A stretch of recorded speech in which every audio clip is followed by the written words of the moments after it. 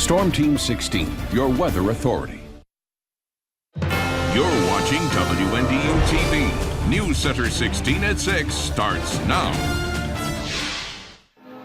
A cheerful and tearful Mike McGlinchey as he sings his final alma mater at Notre Dame Stadium on Senior Day, on a rain-soaked Senior Day, as the Irish hang on to take down Navy 24-17 to improve to 9-2 on the season. Thanks for sticking with us after the game. I'm Angel DiCarlo, live at Notre Dame Stadium. Meteorologist Cindy Clausen joins us now from the WNDU studios. And Cindy, rain a factor the entire time during the game. How are we looking for the rest of the night?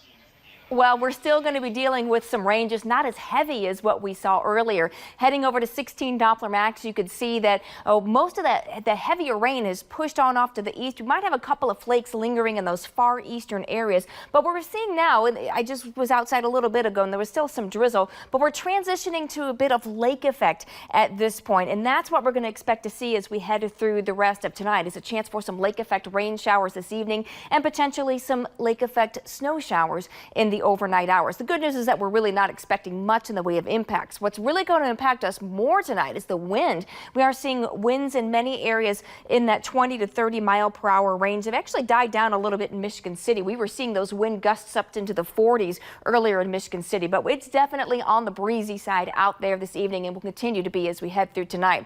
Temperatures close to 40 in most areas, and we're going to see those temperatures not making a whole lot of movement this evening, just falling very slowly with a chance for some of those lake effect rain showers. I'll have more on your forecast coming up in just a few minutes. All right, Cindy, thank you very much. Well, it wasn't pretty today here at Notre Dame Stadium. The Irish win 24-17 to improve to 9-2 on the season in the home finale. Pete Sampson of IrishIllustrated.com joining us now, as he always does. Pete, ooh. Not the night that I thought Brian Kelly would win his first one-score game of the year, but I don't think people realize the pressure that Navy puts on you when the game gets close. I mean, you're sitting there watching the fourth quarter, and when Notre Dame's going down to score the go-ahead touchdown, you know you're only going to get one more possession after that of any consequence. So I do give Notre Dame a ton of credit for handling a very unique pressure. I mean, you could feel it in the stadium. Yeah. I think some players played with the weight of it, but fortunately guys like Greer Martini, Julian Love, Kevin Stefferson, really very impressive today. Those guys were able to rise above it, and that's why Notre Dame escapes 24-17. All right, let's take you through what was a very rainy Senior Day before the game. The highlight of Senior Day, probably here, Sam Bush, a cartwheel. Nice job, to say the least. Probably an unheard-of reserve lineman for most of you at home. Here's a guy you definitely heard of. That's Quentin Nelson. 1 year of eligibility left, but everyone expects him to leave for the NFL draft. Drew Tranquill has not announced his plans, but Pete, based on the way he was reacting as he came out, it didn't seem like a guy who's planning a return next year. No, it felt like a very past tense post-game interview with him as well. So it's he's had a great career here, overcome 2 knee injuries. And finally, Mike McGlinchey, the 2-time captain. This definitely his final game at Notre Dame Stadium. Emotional, fighting back the tears. Irish coach Brian Kelly is at the podium right now. Let's listen in. Football game. Our guys played well. Their guys played well, and we were able to come up with a victory against a team that's very difficult to defend. And they played really well today, and limited us to 7 possessions. And we, responded in the second half offensively, and were able to nose ahead and win the game 24-17. So I don't really have a lot to wow you with. If you like just games that require just a grittiness to them and a toughness and resolve, this is it. If you want to go see 62-52, go to your local Big 12 network. But it's just good, tough football. So I'll open it up to questions. Coach, your defense stayed on the field for for 42 minutes, but they never made a lot of mistakes. This was a ball game. I think the last time I looked, you had only 3 penalties in the whole game.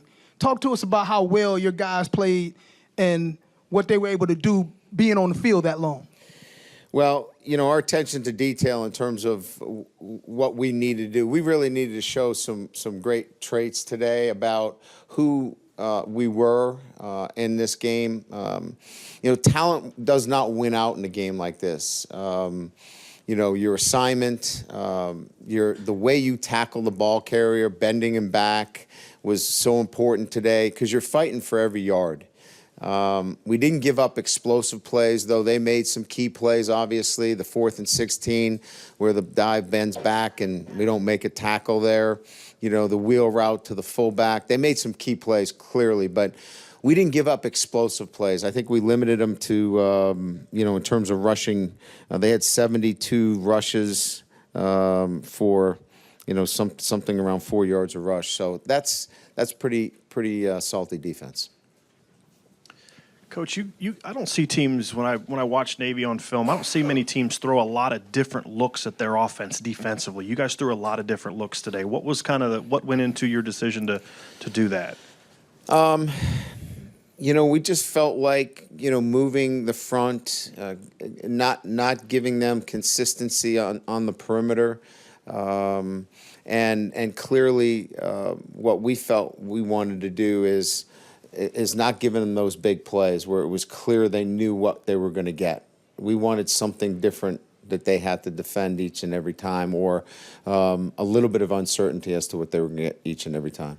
Troy Pride's the guy that came in here with a lot of speed. That was he was known for, and kind of gets that label, that cover guy. Today he was, even before the interception, I thought he was very good in the run game. Can you just talk about what you saw from him today and what brought him to this point where he can kind of play that all-around game? Well, when you play corner against Navy, you can't just back up and backpedal. You still have to be able to force the football, and you have to be able to take on a block and defeat a block. So I think if I was to say what Troy did today is he became more of a complete player in the sense that, he had to get into the action, right? He's been playing wide corner, and you're not really in the action there, right? He was in the action today. He had to get off blocks, make tackles, and get his nose dirty today, and I thought he did a nice job. Offense kind of came out of the gate a little sluggish. Brandon was off target a lot early. 1 for 5 to start the game. That last drive of the second quarter, he hit those 2 big passes, and then the second half, 8 for 13. He's talking about, was there just an adjustment? Was it just him kind of buckling down? What was it? Yeah, so it's the weather conditions weren't great. The wind was really blustery down on the field. We actually threw the ball pretty good today in pregame. His mechanics have tightened up a little bit. He just was a little off, as you saw. He threw the ball high. EQ, had to go up and try to make a tough catch. Chase had a high ball thrown to him as well. He was just a little bit amped a little bit, and the ball came out high a couple of times. But I thought he settled down into the game, and what we're looking for is a guy that will take what's happened early and kind of reset a little bit, which he did, and refocus, and he came back and made some really big plays for us. So the conditions weren't great to throw the football today, but I thought he was gritty, hung with it, and we went back to some tough throws, too, that he had to make. And I was really proud of the way he responded. All right, that is Irish coach Brian Kelly. Pete Sampson here with me. He knew those stats pretty good there on Brandon Wimbush's day. He was ready for that. Yeah, that was a curious day for Brandon Wimbush because the way he started looked a lot like how he finished and started at Miami. I do give him a lot of credit because he did settle into the game. Brian Kelly is right, but what we saw in the first quarter made you wonder if he could.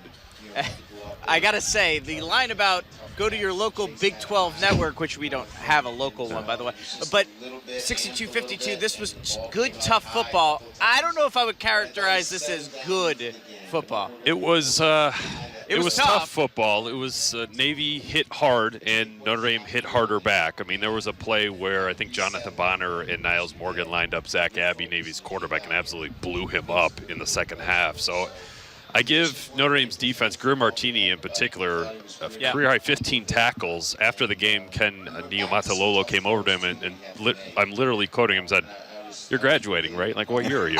Because he has been outstanding against Navy all 4 years.